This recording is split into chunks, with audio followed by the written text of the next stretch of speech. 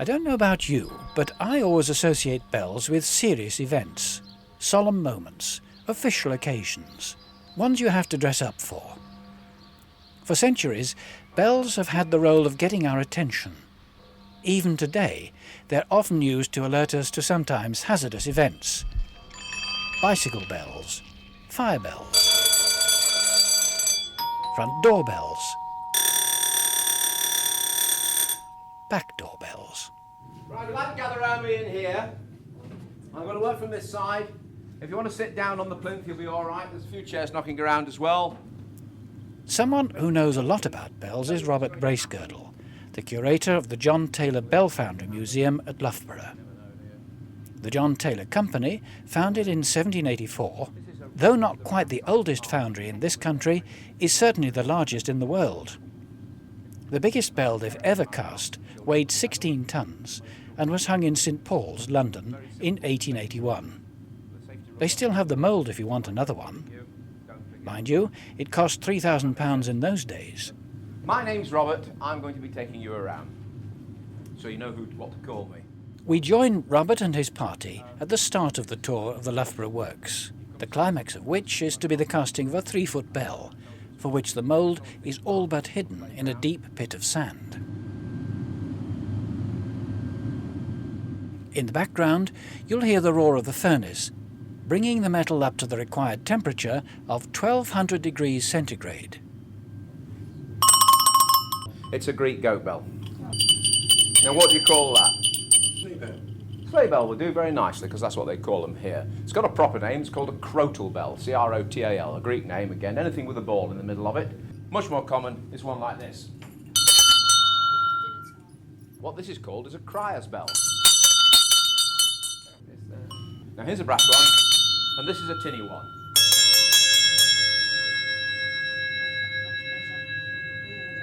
Which one rings longer? The tinny one, you bet, of course it does. And there's a reason for that, because bronze is very hard and brittle, so that it rings much better. Brass is very malleable, soft metal, soft alloy, and it doesn't ring anywhere near so well.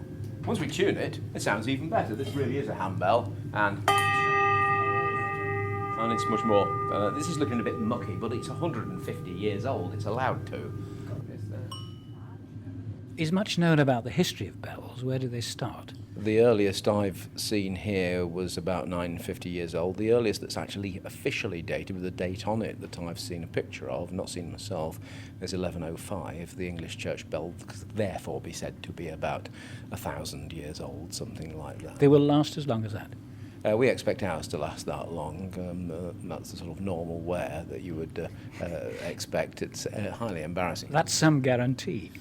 Well, I usually joke with parties. I say I'll only guarantee them for 500 years, securing the knowledge that if you come back complaining, I definitely won't be here to take. Are there any national characteristics in bell design?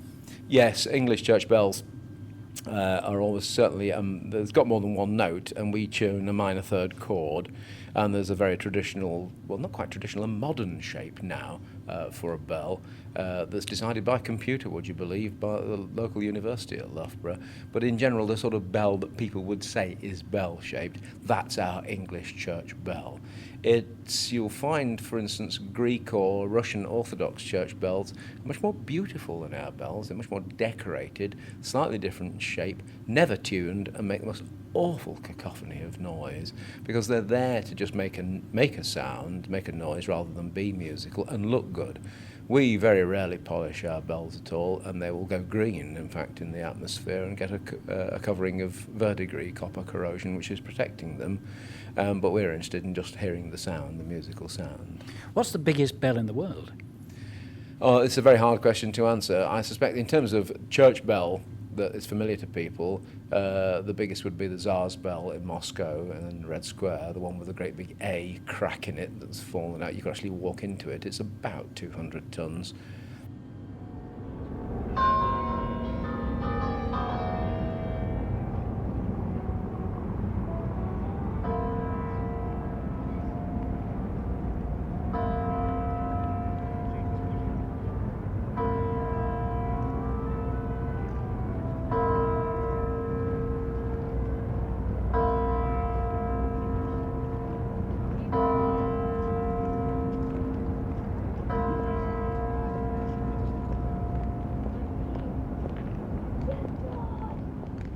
Our biggest bell is only 16 by comparison, which is the biggest bell in England, but as you can see, there are other much, much bigger bells in the world.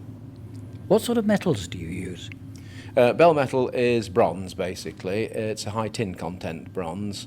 If you think of most bronzes being around about 10% tin and 90% copper, bell metal is 23% tin and 77 copper, and the reason for that is it's a more crystalline and brittle alloy, and it just rings better, and that's what you're looking for. Who is your customer? I'm fascinated to know the kind of people or organisations who get in touch with you and say, I'd like a bell or two. We're always searching for them, of course. It's inevitable. 90%, I guess, English churches, whatever you say. Another 7, 8, 9% will be overseas churches or temples, because we just made a temple bell for Sri Lanka, in fact, and a few carillon bells. And then the occasional 1% will be secular, non-religious. We made a few bells for the Tatung Corporation of Taiwan in the last few years. They wanted them, and we made one for an American Air Force group, wanted a commemorative bell. But mostly it would be churches or carillons. How long is the process between getting an order and actually getting it out? It depends how busy we are, of course, but certainly from start of manufacture to getting it into the church and ringing is about 6 to 8 weeks if you had nothing else to do. If you do have something else to do, it will take longer. If it's a small bell and the casting of it and the lettering can be fitted into some other larger ring of bells, almost certainly it would just be cast with something else and you'd get it fairly quickly. And how much would a 3-foot bell cost?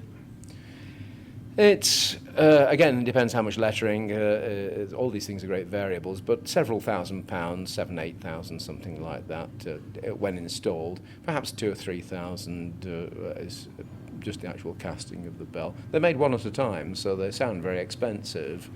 My great comparison for the parties that come around here is with a car.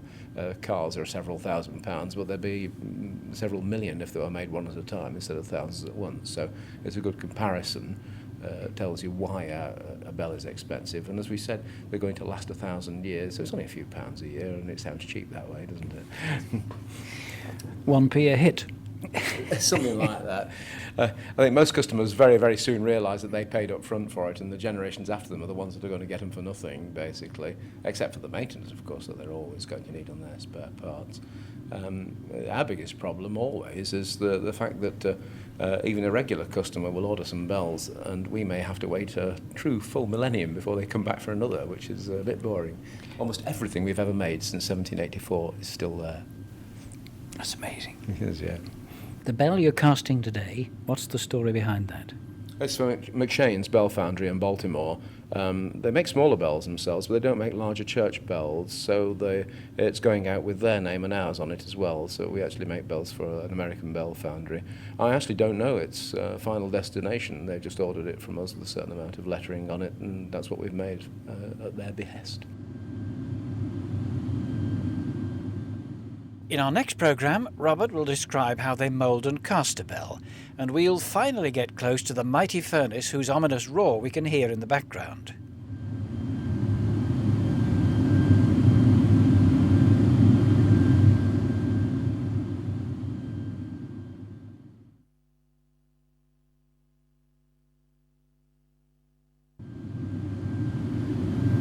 Handbells are boring. It's an awful thing to say, but they are. They're sand cast and we make them for stock and polish them later. Church bells are much more fun because they're made for you. We want 30% deposit before we even start, I can assure you, because it's definitely yours. And unlike the handbell, which is sand cast, a church bell is what's called a loam casting, and it's cast in a mould that's made in 2 halves. And you're actually sat around a few of them down there. There's a bell-shaped core, and you can see a section through it, and basically it's a bell-shaped sand castle. And around it, there's a lined outer casing, cast iron casing, that's lined in casting sand, and that's like a jelly mould. And it's going to go bell mouth down, like that. There's a space between the two, and we're going to pour molten metal through a hole in the top of the casing over the core. And it's going to solidify, we hope, into the shape of a bell. And that's the principle of doing it. And that takes about a week to get all that ready. And the first thing you make is the bell-shaped sandcastle. We don't make our bell-shaped sandcastle with a bell-shaped bucket, as you would on the beach. We use a template like that. And that's called a bell crook or a strickle. And that goes round and round, and if you build up layer by layer, you'll end up with a bell-shaped sandcastle. But we want our sandcastle to keep its shape. And what we do to hold it all together is put some straw in there. So the straw actually binds it.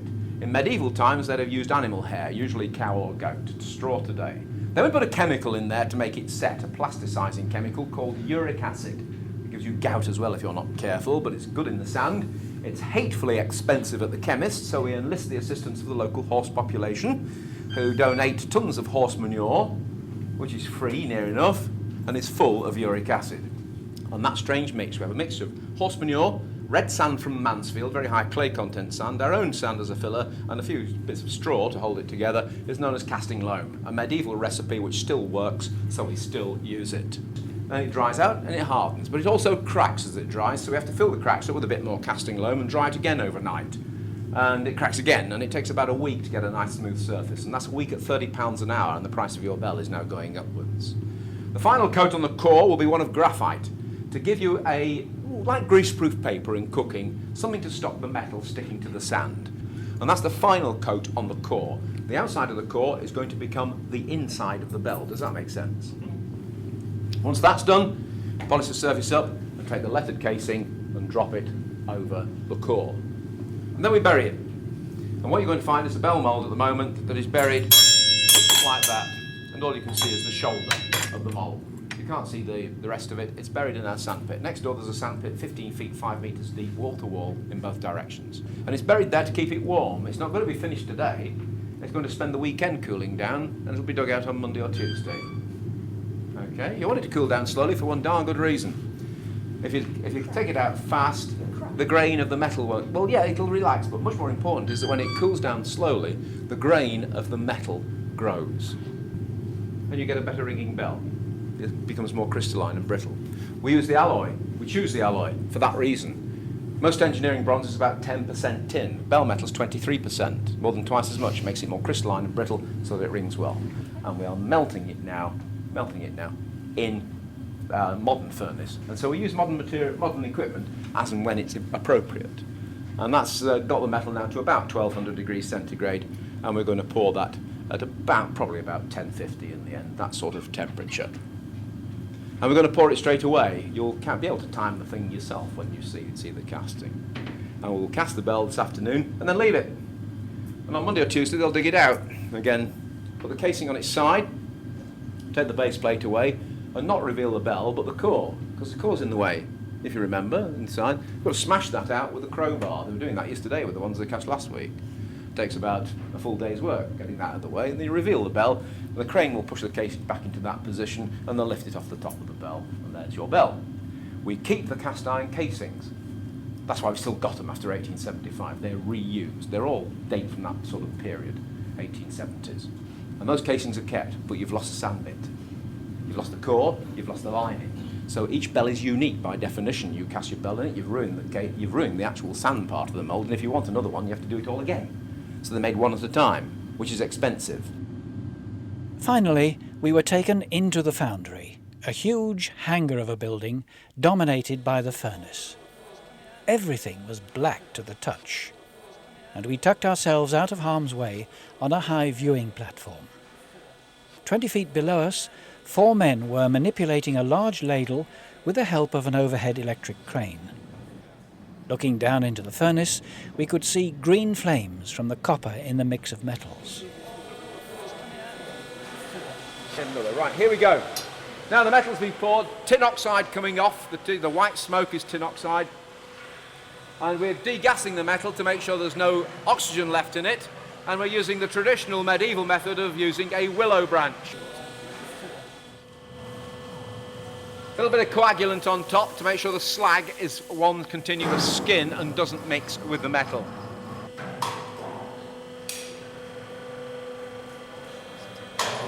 We'll clean the furnace out while it's still hot. You don't want to let it harden.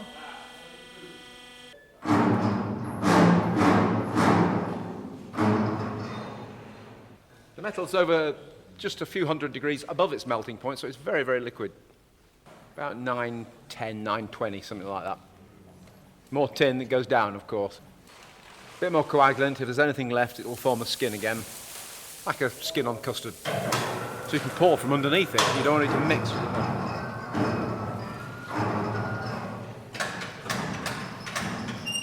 Now there's no great hurry. It will take quite a long time to cool down in that bulk.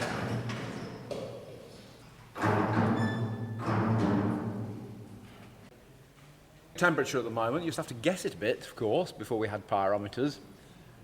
So different temperature for different sizes of bell. The bigger the lower. If it's too hot, it will blow the mould. If it's too cold, it won't get to the edges. Right, here we go with the casting. It's taken over a week to get this mould ready. You might like to time this.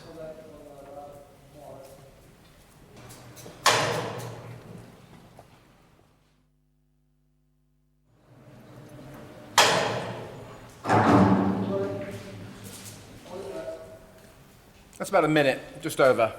It's a big bell. Smaller bells can be 20 or 30 seconds. Takes a week to get this far. Great Paul, biggest bell we've ever made, only took 4 minutes to cast. It's the fastest thing we do. When it's cooled, there's one more operation to be carried out on this bell. It has to be tuned to emphasise 5 selected tones in the note. This is achieved by gradually skimming metal off the inside of the bell to turn this sound into this.